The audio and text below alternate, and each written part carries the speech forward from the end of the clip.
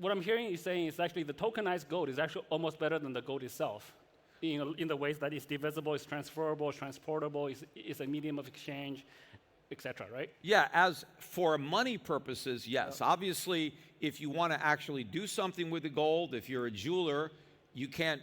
You have to take the token and redeem it. Right? If you're manufacturing computer chips and you need gold, you have to redeem the token. But as far as using it as money, yes, it improves on gold, just like the old blacksmiths.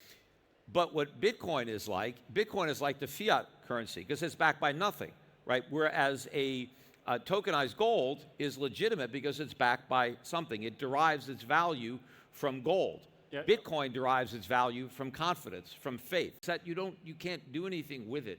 It doesn't have a utility beyond the fact that yes, I can transfer it to you and you can transfer it to somebody else. But at the end of the day, when I transfer my Bitcoin to you, I've transferred nothing. I have nothing, I give you nothing, right? When I transfer tokenized gold to you, I've transferred gold. I've transferred the ownership of the gold, and what gives the gold the value is what you do with it as a metal. Gold has properties that other metals don't have, that other elements don't have, and it's needed. There are industries that need gold. They must buy gold. They can't substitute copper or another metal. There are things that only gold can do, and because gold doesn't decay, right, it doesn't lose any value over time.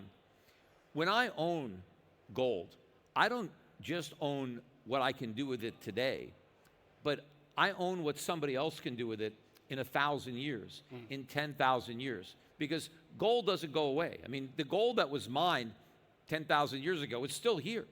I mean, it doesn't go anywhere, and it's no different than it was in the past.